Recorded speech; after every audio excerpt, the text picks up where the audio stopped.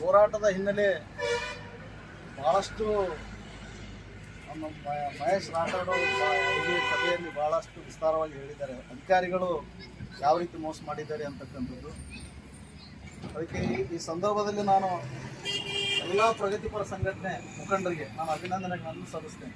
ಯಾಕಂದರೆ ಸುಮಾರು ದಿನಗಳಿಂದ 133ನೇ ದಿನ 133ನೇ ದಿನ ಈ ಒಂದು ತಾಲೂಕಾ ದಂಡಾಧಿಕಾರಿಗಳ ಕಚೇರಿ ಮುಂದೆ ಒಂದು ಶಾಂತಿ ರೀತಿಯಿಂದ ಒಂದು ಧರಣಿ ಸತ್ಯಾಗ್ರಹವನ್ನು ಇವತ್ತು ಪೌರ ಕಾರ್ಮಿಕರು ಮಾಡ್ತಾ ಇದ್ದಾರೆ.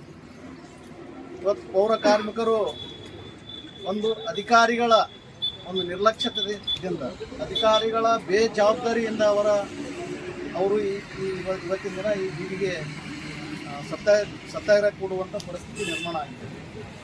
ಸುಮಾರು ಬಹುಶಃ ಒಂದು 2-3 ತಿಂಗಳ ಹಿಂದೆ ಒಂದು ಎಲ್ಲ ದಲಿತ ಸಂಘಟನೆಗಳ ಪ್ರಗತಿಪರ ಎಲ್ಲ ದಲಿತ ಸಂಘಟನೆಗಳು ಸೇರಿಕೊಂಡು ಅವರ ಪೌರ ಕಾರ್ಮಿಕರ ಒಂದು ಕಾಯಮತಿಯನ್ನು ಮಾಡ್ಕೋಬೇಕು ಮತ್ತು ಅವರಿಗೆ ಮತ್ತೆ ಪುನಃ ಏನು ಅವರಿಗೆ ಪುರಸಭೆಯಿಂದ ಪೌರ ಕಾರ್ಮಿಕ ಹುದ್ದೆಯಿಂದ ಏನು ತೆಗೆದಿದ್ದಾರೆ ಮತ್ತೆ ಪುನಃ ಅವರಿಗೆ ತೆಗೆದುಕೊಳ್ಬೇಕಂತ ಭಾಳ ಒಂದು ದೊಡ್ಡ ಪ್ರಮಾಣದಲ್ಲಿ ಹೋರಾಟವನ್ನು ನಾವು ಎಲ್ಲರೂ ಸೇರಿ ಮಾಡಿದ್ದೀವಿ.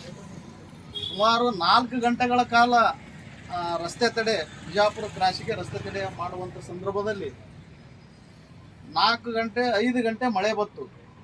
ಮಳೆ ಬಂದಂಥ ಸಂದರ್ಭದಲ್ಲಿ ಯಾವ ಮಳೆಗೆ ಲೆಕ್ಕಿಸದೆ ಎಲ್ಲರೂ ಕೂಡ, ಎಲ್ಲ ದಲಿತ ಮುಖಂಡರು ಕೂಡ ಆ ಸಂದರ್ಭದಲ್ಲಿದ್ದರು, ಎಲ್ಲ ಪ್ರಗತಿಪರರು ಕೂಡ ಆ ಸಂದರ್ಭದಲ್ಲಿದ್ದರು. ಆ ಒಂದು ಸಂದರ್ಭದಲ್ಲಿ ಅವರ ಬೇಡಿಕೆ ಈಡೇರಬೇಕು ಅಂಥೇಳಿ ಎಲ್ಲರೂ ಅವರ ಜೊತೆ ಸೇರಿ ಒಂದು ರಸ್ತೆ ತಡೆ ಮಾಡುವಂಥ ಸಂದರ್ಭದಲ್ಲಿ ಫೋನಿನಲ್ಲಿ ಏನು ನಮ್ಮ ಈಗಿನ ಶಾಸಕರು ಮತ್ತು ಈಗಿನ ನೂತನ ಸಚಿವರು ಡಾಕ್ಟರ್ ಅಜಯ್ ಸಿಂಗ್ ಸಾಹೇಬರು ಫೋನಿನಲ್ಲಿ ನಮ್ಮ ಮುಖಂಡರಿಗೆ ಮಾತನಾಡಿದರು. ನಾನು ತಕ್ಷಣ ಅವರ ನೆರವಿಗೆ ಬರ್ತೇನೆ, ಅವರಿಗೆ ಸ್ಪಂದಿಸಿ ಅವರಿಗೆ ನ್ಯಾಯ ಕೊಡಿಸುವಂಥ ಕೆಲಸವನ್ನು ಮಾಡ್ತೇನೆ ಅಂತಕ್ಕಂಥ ಭರವಸೆಯನ್ನು ಕೊಟ್ಟಂಥ ಸಂದರ್ಭದಲ್ಲಿ ಮತ್ತು ನಮ್ಮ ಎಲ್ಲ ಹಿರಿಯರು, ನಮ್ಮ ಹಿರಿಯ ದಲಿತ ಮುಖಂಡರು ಎಲ್ಲ ಸೇರಿ ಇಲ್ಲ ನಮ್ಮ ಶಾಸಕರು ಅವರ ಬೇಡಿಕೆಯನ್ನು ಈಡೇರಿಸ್ತಾ ಇದ್ದಾರೆ ಅಂತ ಹೇಳಿದ ಮೇಲೆ ನಾವೆಲ್ಲರೂ ಚರ್ಚೆ ಮಾಡಿ ಆ ಒಂದು ಹೋರಾಟವನ್ನು ಅಲ್ಲಿಗೆ ಮೊಟಕುಗೊಳಿಸಿದ್ದೇವೆ.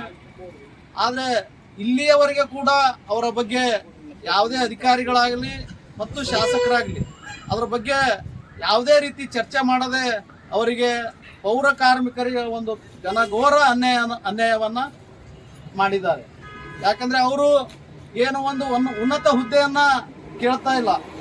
ಇವತ್ತವರು ಕೇಳ್ತಾ ಇರುವುದು ಒಂದು ಪೌರ ಕಾರ್ಮಿಕರು ಇವತ್ತು ಜೇವರ್ಗಿ ಪಟ್ಟಣವನ್ನು ಬೆಳಗ್ಗೆ 5 ಗಂಟೆಗೆ ಎದ್ದು ಜೇವರ್ಗಿ ಪಟ್ಟಣವನ್ನು ಸ್ವಚ್ಛ ಮಾಡಿರ್ತಕ್ಕಂಥ ಪೌರ ಕಾರ್ಮಿಕರು ಇವತ್ತವರು ಅವರ ಪರಿಸ್ಥಿತಿ ನೋಡಿದ್ರೆ ಇವತ್ತವರು ಕೂಲಿ ಮಾಡಿ ಬದುಕುವಂಥ ಪರಿಸ್ಥಿತಿ, ಮನೆಯಲ್ಲಿ ಒಂದು ಬಡತನ, ಒಂದು ಕಡೆ ಅವರ ಕುಟುಂಬದ ಬಡತನದ ಪರಿಸ್ಥಿತಿಯಲ್ಲಿ ಇವತ್ತು ಅವ್ರ ನೋವು ನೋಡಿದ್ರೆ ಇವತ್ತ ಅಧಿಕಾರಿಗಳಿಗೆ ಮತ್ತು ಶಾಸಕರಿಗೆ ಇದ್ರ ಬಗ್ಗೆ ಈ ಸಂದರ್ಭದಲ್ಲಿ ತಾವು ಈ ರಾಜ್ಯದ ನೂತನ ಸಚಿವರಾಗಿದ್ದೀರಿ. ಇವತ್ತು ನಾನು ಈ ವೇದಿಕೆ ಮುಖಾಂತರ ಒಂದು ಆಗ್ರಹವನ್ನು ಪಡಿಸ್ತೇನೆ. ಇವತ್ತು ಶಾಸಕರಾಗಿ ಇವತ್ತು ರಾಜ್ಯದ ನೂತನ ಸಚಿವರಾಗಿ ನಾಳೆ ಇವತ್ತು ಜೇವರ್ಗಿಗೆ ಆಗಮಿಸ್ತಾ ಇದ್ದೀರಿ. ಈ ನೂತನ ಸಚಿವರಾಗಿ ಆಗಮಿಸುವಂತ ಸಂದರ್ಭದಲ್ಲಿ ತಾವು ಈ ಪೌರ ಕಾರ್ಮಿಕರ ಗೋಳನ್ನ, ಅವರು ಪಟ್ಟಿರ್ತಕ್ಕಂಥ ಕಷ್ಟ ನಷ್ಟಗಳನ್ನ, ಈ ಹಿಂದೆ ಸತ್ಯಾಗ್ರಹ ಕೊಡುವಂತ ಸಂದರ್ಭದಲ್ಲಿ ಇವತ್ತು ಬಾಜು ಇರತಕ್ಕಂಥ ಲೈಟಿನ ಕಂಬ ಬಿರುಗಾಳಿ ಮಳೆ ಬಂದಂತ ಸಂದರ್ಭದಲ್ಲಿ ಅವ್ರ ಮೇಲೆ ಬಿದ್ದು ಸಾವು ನೋವು ಆಗುವಂತ ಪರಿಸ್ಥಿತಿ ಇತ್ತು.